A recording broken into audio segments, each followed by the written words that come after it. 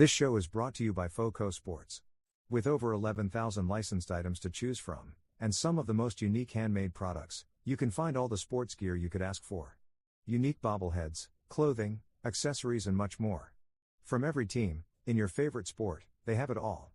Check out all of their gear at the link below, or on our pinned tweet on our Twitter account, as well as all our social media platforms. At Chiefs Focus on Twitter, or our official website, www.chiefsfocus.com.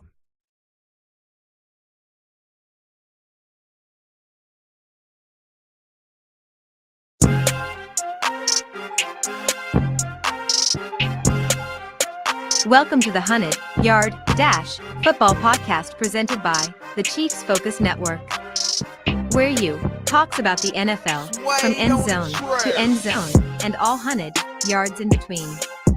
Without further ado, here's you.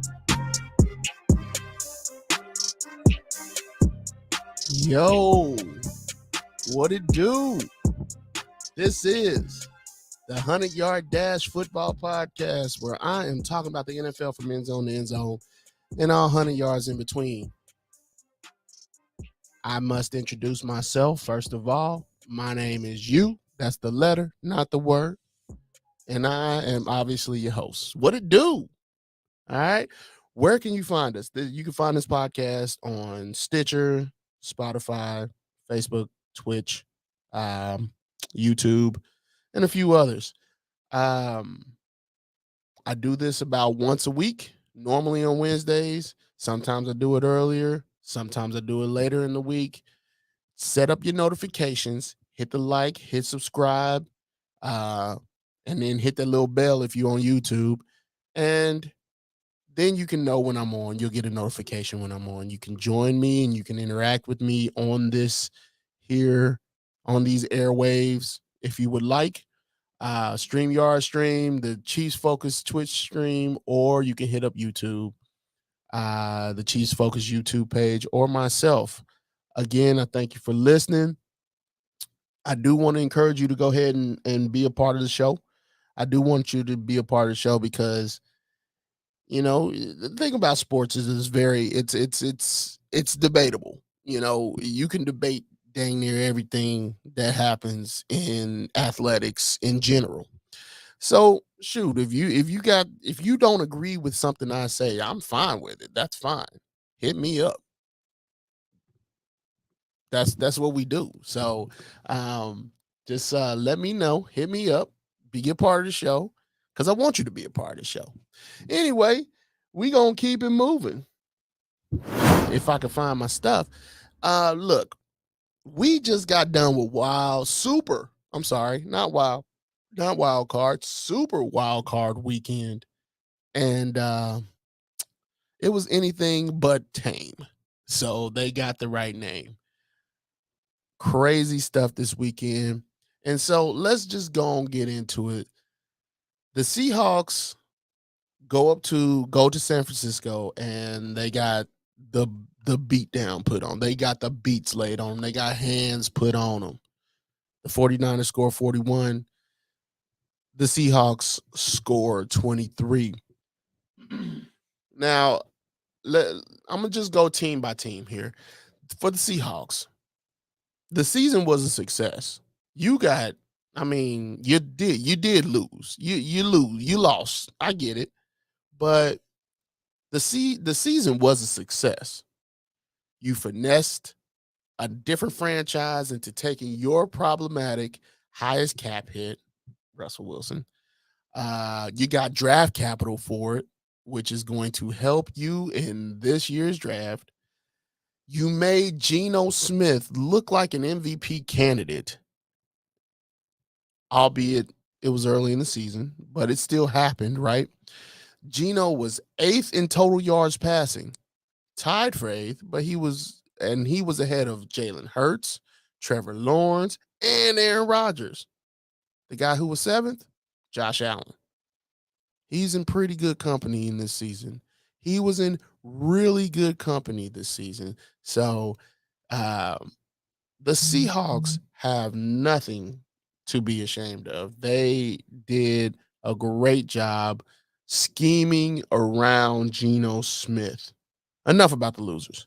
Enough about the losers. Oh yeah. They still made the playoffs. They made the playoffs.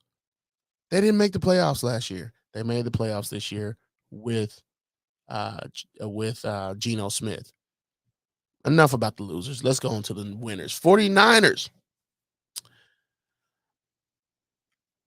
I was talking to a few people the other day, and I think Christian McCaffrey might need to be investigated for his prior injuries. Now, I don't want to make light of football injuries. I'm not trying to do that. Please don't get me wrong on that. Please don't get me wrong on that. But Christian McCaffrey was perpetually hurt in where was that place? Carolina. He was perpetually hurt in Carolina. But now he gets to the 49ers where he not only goes off, but he is just looking like there is nothing that can stop him. Absolutely nothing that can stop him. And it just I have to ask the question. You don't. I do. I do. But anyway, let's talk Brock Purdy. Now, I know people are waxing poetic about how much they like Brock Purdy and how much they think Brock Purdy is so great and all that stuff. And I'm not saying he isn't. I'm saying quite the opposite. But I have to ask the question. I have to ask this question.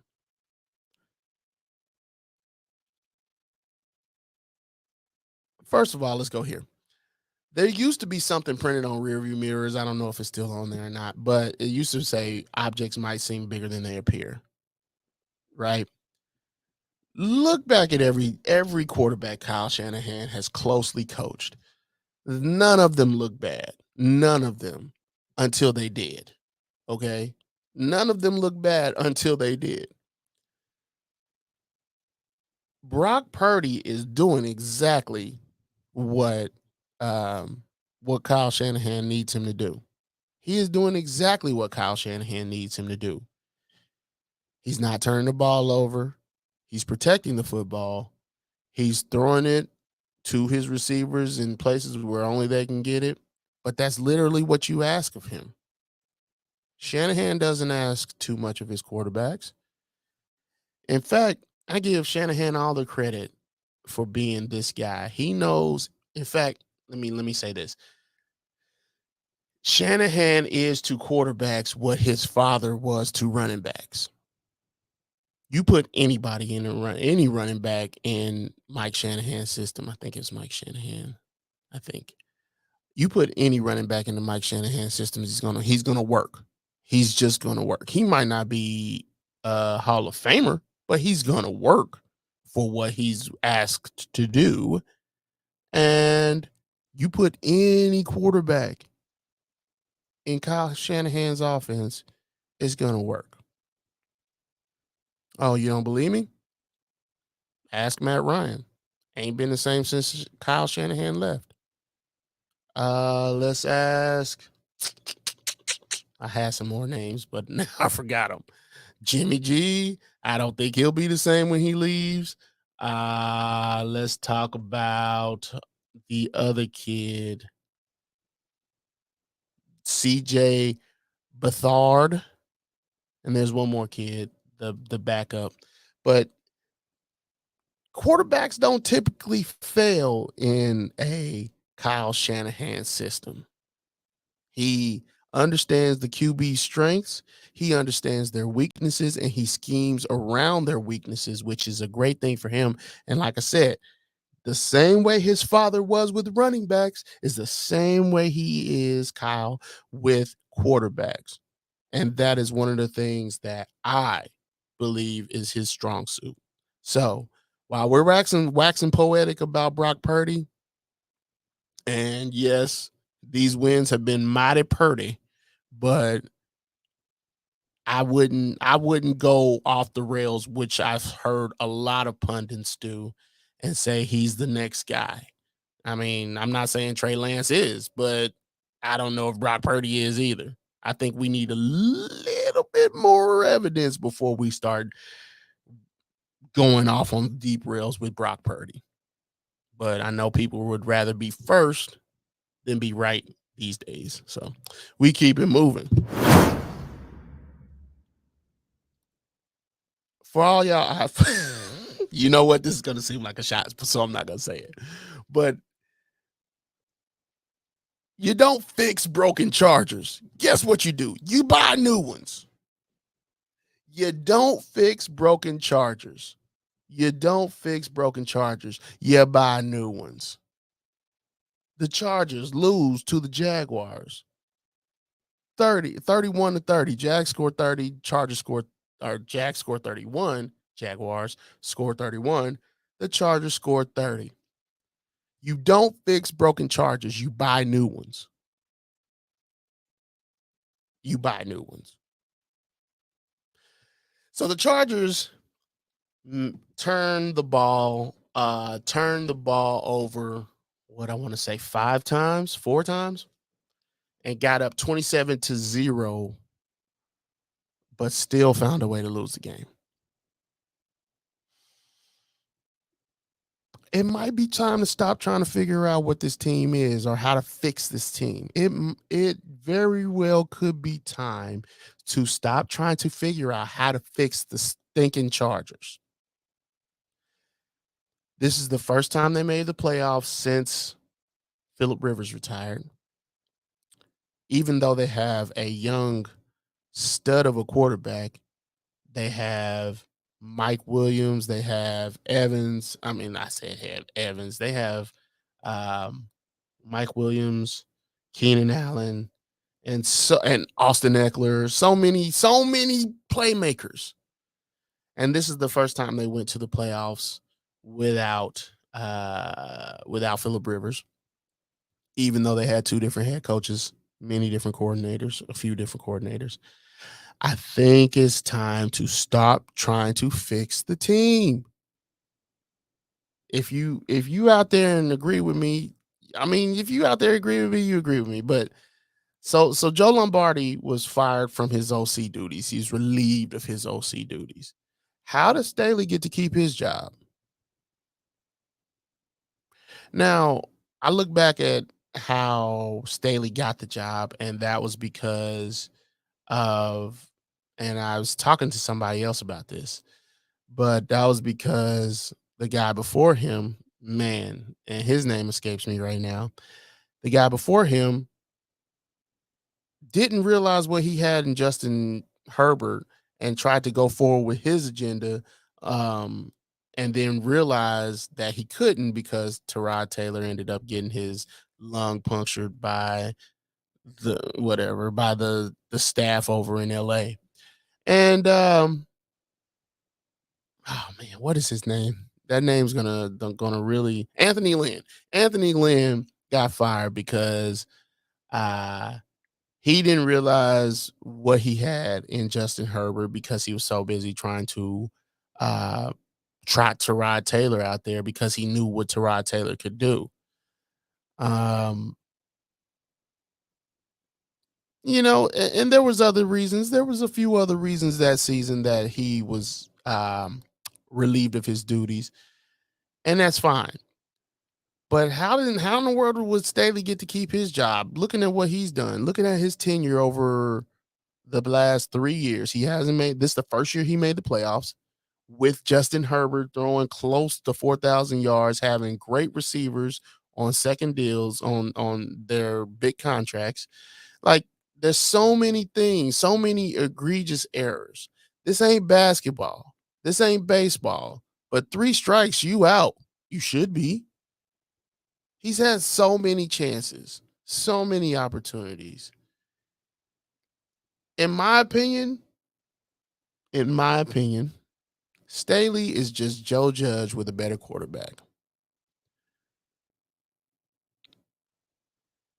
Brandon Staley is Joe Judge with a talented quarterback, and we all see it. And for some reason, he brought in guys that just don't fit what strengths of the quarterback in Joe Lombardi, because Joe Lombardi didn't want to push the ball down the field at all. But here we go. Let's go over to enough with the losers. Enough with the losers. The Jaguars look. I'm a little speechless, but I'm not. Earlier this season, I was questioning Trevor Lawrence. I was questioning if Trevor Lawrence actually got it. You know what I mean? If he was actually connecting the game of football to the pro level of football and then meshing them together as well as the speed, because there's obviously a speed curve there because they play so fast in the NFL, and especially that definitely differs in college. Wasn't sure if he was the guy because he just wasn't putting it all together. And that was earlier. If you've paid attention to this podcast, you've heard me say that. As a number one pick, you're kind of expected to put everything together a little bit quicker than, say, a second or third round quarterback. You're going to be given more chances, but you're expected to put it together quicker than your second or third round talent. There's more invested in you. All right. Right around December is when everybody started noticing the difference in Trevor Lawrence. He's hitting guys in stride. He was confident all the way around. He was just he was beginning to master the offense that was given to him. And this is exactly what you saw. He made a few mistakes. He made a bunch of mistakes. I ain't going to just say a few. He threw 4 interceptions, and then there was an extra turnover. And that's how the Chargers were able to get up 27-0. But when you talk about it's beautiful when somebody believes in you and are able to help you be the best version of yourself. And that, I would say, is what Doug Peterson has done with Trevor Lawrence. Trevor Lawrence did not look like his best self. But when Trevor Lawrence started to come around, the whole team started to come around. And now you're seeing that number 1 draft pick. Now you're starting to see exactly what they saw in him at Clemson. The thing about it is Trevor Lawrence hasn't, I don't know if he's arrived yet, but coming back from a 27-0 deficit, you'd be hard pressed to tell me he hasn't arrived. The dude came back from 27-0. Now the Chargers are gonna charge her, but they were in rare form that night. Boy, shoot. These Chargers, like I said before this segment, you don't fix broken Chargers. You just buy new ones. Let's head over to the last of Saturday's games. The Dolphins and the Bills. The Bills beat the Dolphins 34-31. With this game, for me,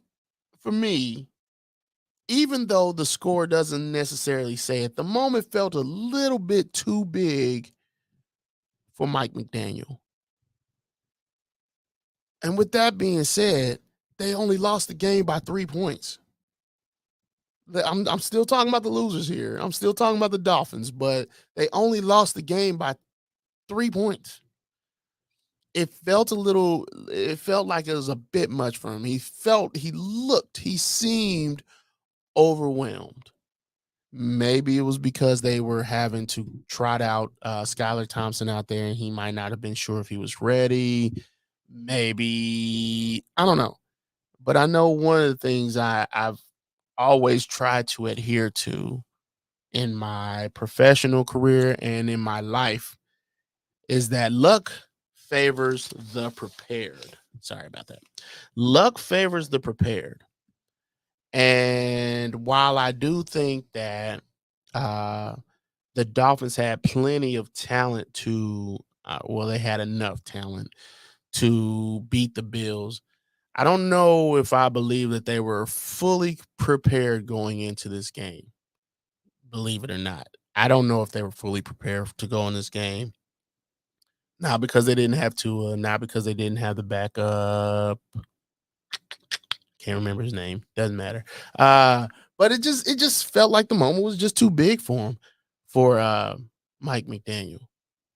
But a big shout out to Skylar Thompson. Big shout out to Skylar Thompson. He came through in big moments. He made a few mistakes, but he was able to look past them and look ahead to keep making plays and keep this team in the game. And so he was able to do a pretty good job. And shoot, I don't know if he probably should have been the backup all along. Teddy Bridgewater is the backup's name. Anyway. But let's go on to the Bills. The Bills, to this game was one of the shakiest games I've ever seen in the playoffs, as far as from an MVP candidate status. Josh Allen's supposed to be an MVP candidate, and in fact, he was supposed to be the MVP. In fact, he was the odds favorite to be the MVP at the beginning of the season. He didn't look like it this game. They scored 34 points, but he made 3 interceptions trying to do it. The Dolphins could have won this game. The Dolphins very well could have won this game, but the Bills have a stronger team, so they were able to hold them off for a little bit. But if you're the Bills fan, I know you have ultimate confidence in the Bills to figure it out. But I'm not going to I don't know if that's going to be enough. But we'll see what happens, because it didn't look super confident to me. And for a team like the Dolphins, I would have originally thought that you could move past them. But, it was a fight. It was a fight to keep the momentum that they had. It was a fight to stay ahead as far as the score was concerned. They fought for this win. The Bills fought for this win. And we'll see what happens on the next go round.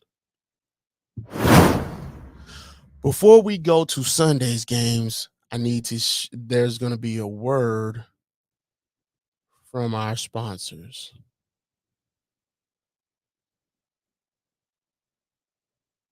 There's going to be a word from our sponsors if I can figure it out.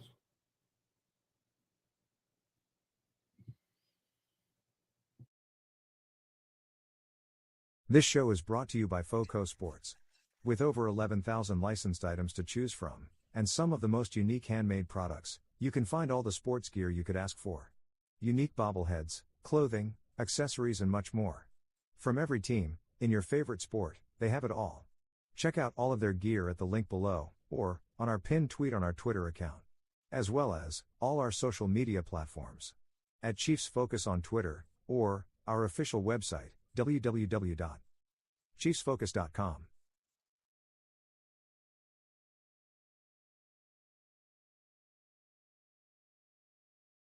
I'm back. Let's talk about Saturday's games.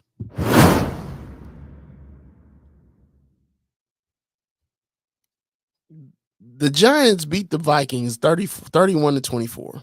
The Giants beat the Vikings 31-24. The Vikings all season to me, never felt like they were able to get it done. It never felt like they could win it all to me. The Vikings I guess they felt like frauds all season. I love Justin Jefferson. Kirk Cousins is all right, but it just didn't feel like they were going to make it to the end. Not because of coaching, it's just their record was it felt so soft to me. 11 one-score games this season. This ain't the 12th, bro. This ain't the 12th. This probably gave the Giants a lot of hope that they could keep. If they kept it close, if the Giants kept it close, then they could change their fortunes. And they did.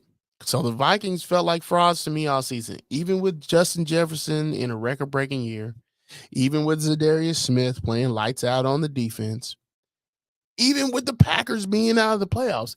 They just felt like frauds to me. I was not incorrect, apparently.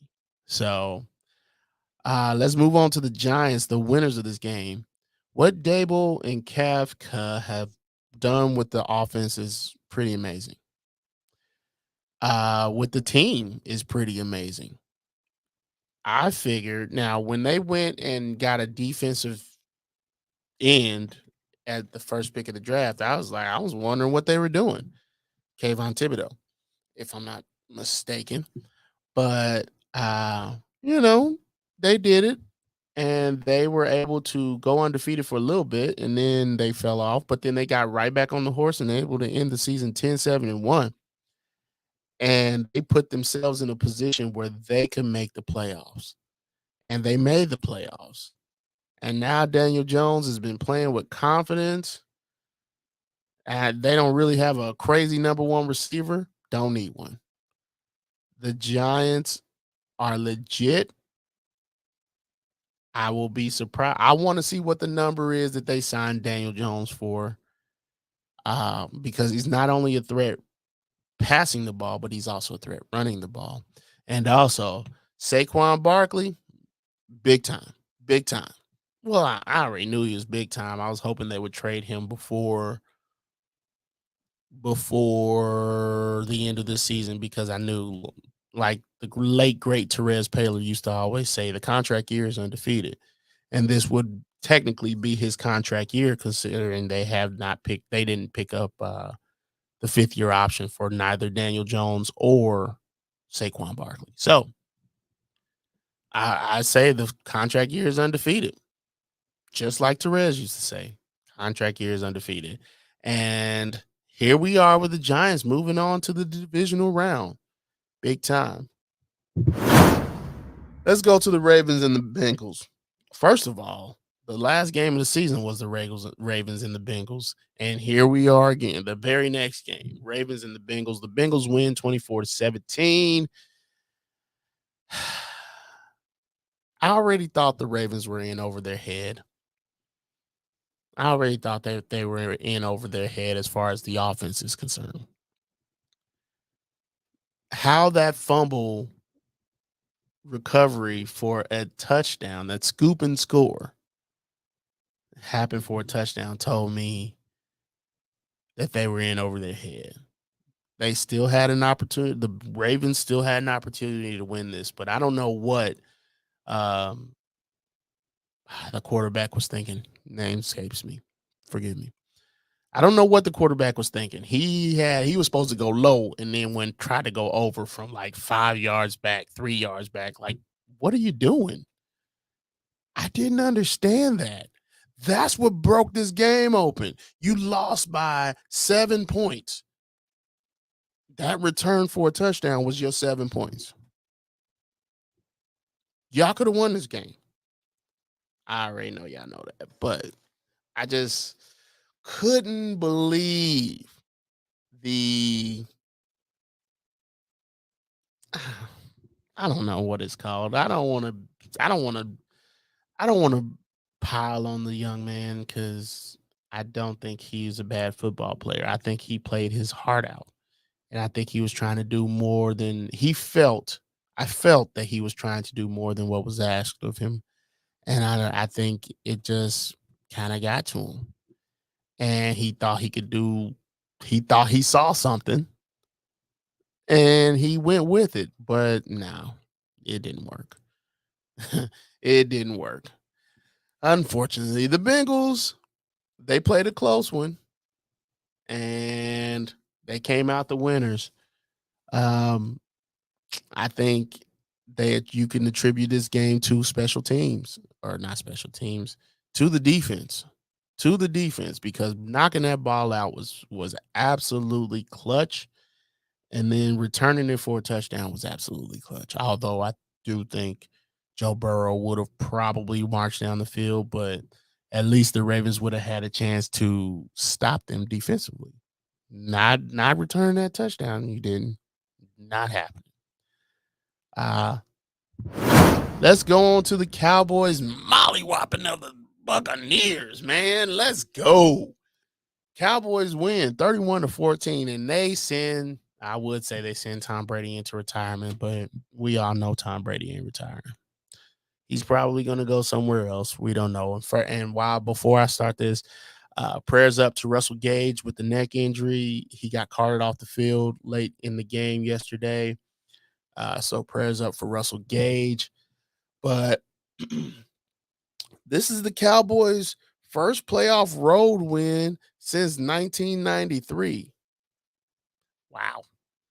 That was the start of that big run that they had. Anyway, if any of you have heard me talk all this season, or if you've been a part of this podcast for any amount of time, you know that I am not a Mike McCarthy supporter per se, but he figured out what he needed to figure out against the Cowboys. I mean, against the Buccaneers. But the Buccaneers backed into the playoffs. Let's be honest with ourselves. They backed into the playoffs and they were overmatched. They were outgunned. They were out schemed. They were out everything. And while I do believe that the Cowboys will get beat, they just wasn't going to get beat by this team. They were not going to get beat by this team. I felt like the beginning of this game was a lot like that Super Bowl that they had versus the Chiefs for the Bucs. I felt like Tom Brady was doing the best he could, but the receivers dropped a lot of passes early, like they were gun shy or they were thinking about what they were doing after the game, whatever it was. So there wasn't in the game, and they didn't get in the game till like the fourth quarter with 6 minutes left to play. So it is what it is. The Bucs were expected to fire Byron Leftwich, but I don't know. That hasn't happened yet officially. So we'll find out what happens there. But I'm tired of talking about the losers. The Cowboys beat the Buccaneers into submission 31-14. So the divisional round is set. Divisional weekend, Saturday, 3:30 Central Time. Jacksonville comes to Kansas City to play. And let's see. And the Giants go to Philadelphia to play at 8:15 p.m. Eastern Time. That's Eastern Time. Sunday, the Bengals play the Buffalo Bills at 3 p.m. Eastern. Since they're on the Eastern Time zone, I'm going Eastern Standard Time. And then the Dallas Cowboys play the San Francisco 49ers, 6:30, I guess 6:30 Eastern. It would be like, I don't know. Is that 3:30 Western Pacific, time? I don't know. I always get messed up on the time zones. I always get messed up on the time zones. So let's look ahead a little bit. The divisional round. What is one of the things I think the Jags need to do to win? What is one of the things I think the Jags need to do to win? I believe the Jags and the Chiefs is the first game. That's why we're going here first. I believe we're going to see Doug Peterson throw the kitchen sink at the Chiefs. The difference is there will be a method to the madness. There will be some sort of method to that madness. He won't be out here just going for fourth downs every time or going inside or onside kicks every time or anything like that. but you will probably see a timely 2-point conversion early, or a 4th and 2. He'll go for a 4th and 2 early, something like that, just to keep the Chiefs on the heels in this game, in my opinion. Then after they're on their heels for a second, they strike with a lot of firepower that they can muster, all the firepower that they can muster, because the Chiefs don't stay stunned for long. So if they can find a way to stun them, hit them with everything they got, and then see what happens on the other side. I believe that Andy Reid will dial up some eye candy for this young defensive line to try to neutralize them, i.e. the Ring Around the Rosie, Rose Bowl parade, and the Super Bowl, stuff like that. So that's what I think for the Chiefs. The Chiefs are tied for 8th in turnovers thus far this season with 23, and half of which of those are interceptions. So they've got to protect the ball at all costs. The Chiefs have to protect the ball at all costs if they really want to win. On offense, on special teams, because they turn the ball over both places. It's a must. The Jags can and they will take advantage of any turnover that they get. So the Chiefs got to protect the ball. Let's keep it moving. The Saturday game, Giants at Eagles. The Eagles, what do the Eagles need to look at and do to win? One thing I can think of that they need to do to win, the Eagles have the personnel to challenge the Giants' run game and intermediate pass plays. If it were me, I would force Danny Dimes to throw downfield. Force Danny Dimes to earn the name Danny Dimes, right? Because they run a lot. And the Giants run a lot. So the Eagles need to force Danny Dimes to throw downfield. I know, and for the Giants, I know that Jalen has really progressed at throwing the ball, and I don't want to take that away from him. But the Giants are top 10 in rushing yards allowed against them. So it might be time for Jalen to, when he sees the opportunity, he needs to take it. Of course, remembering that he has been injured, and you don't want to put your team in jeopardy. So make sure you be smart with running the ball, Jalen. But I do think the opportunity to gash the New York defense would be to run the ball here, because the Giants are top 10 in rushing yards allowed against them. So let's keep it moving. The Bengals at the Bills. The Bengals, protecting Burrow is paramount.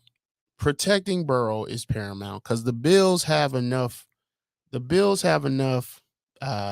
Defensive backfield help to cover guys like T. Higgins and Jamar Chase and all those guys. Now, with the talent level of those wide receivers, they can figure it out, and they will figure it out, no doubt. But protecting Burrow needs to be paramount here. Lyle Collins tore his ACL on Christmas Eve. The right guard, I think last name Kappa, I can't remember his first name, had an injury in week 18, his ankle. Then Sunday, Jonah Williams left the game. So you're talking about an offensive line that is obviously banged up and on their second stringers. They got to protect Burrow. Even if they got to scheme it, they got to protect Burrow. So with all these guys missing, they got to figure it out. The Bengals have to figure it out. For the Bills, for me, protection of the football is paramount for the Bills. One of the reasons the Dolphins were in the game last week or Saturday was because they turned the ball over. The Bills got to protect the football. Josh Allen, everybody, wide receivers, running backs, everybody got to protect the football. For Sunday, the Cowboys at the 49ers. The Cowboys, what do I feel the Cowboys have to do to win? Dak Prescott is top 5 in interceptions this season.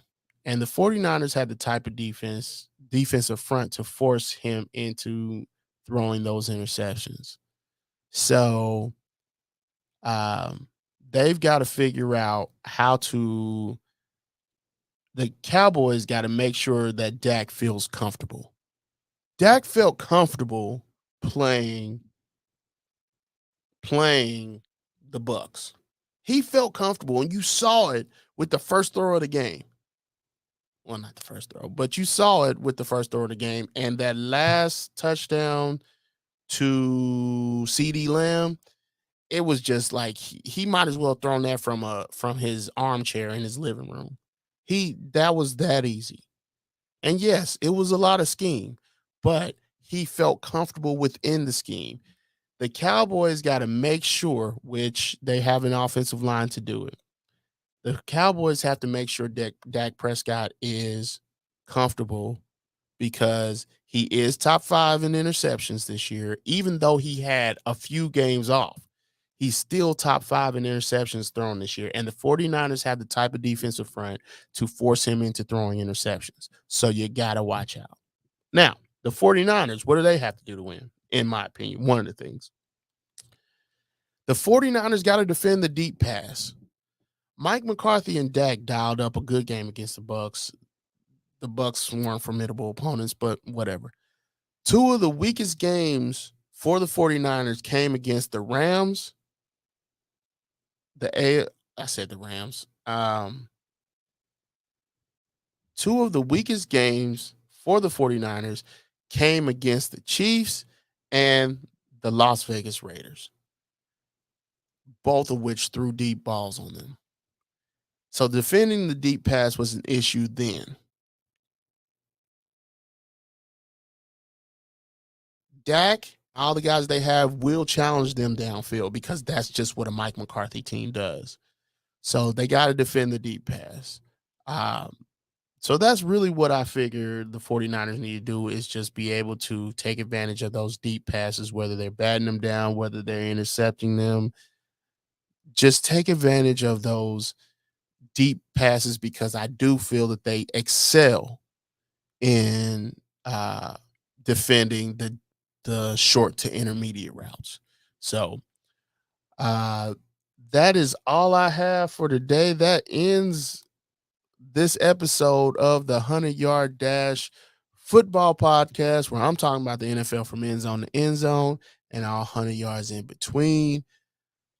Again, thank you for listening. You can find us wherever you find your podcast. You can find us on Twitch. You can find us on YouTube, Facebook, wherever you get your podcast as well. If you have the time, run on over to Foco Sports we thank them for sponsoring us. Run on over to Foco Sports, grab you some unique items if you collect those things. And again, this has been a pretty good year. I appreciate you hanging with me for those that have on the podcast and those of you that have to look at me on these video presentations. I thank you for sticking around too.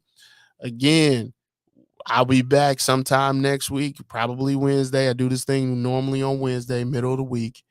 I'll be back next week to talk the end of the divisional round on to the championship round.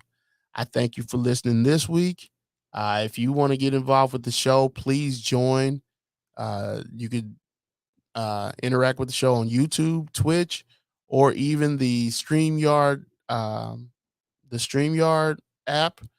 So just join in, and I want to hear what y'all got to say. If you think I'm an idiot, tell me I'm an idiot. If we can debate something, but definitely want to hear from you. And if you would, you can follow me on Twitter at IMUINKC on Twitter, or you can follow Chiefs Focus on Twitter. That's Chiefs Focus, all one word, at Chiefs Focus on Twitter. I really thank you all for listening. And until next time, deuces.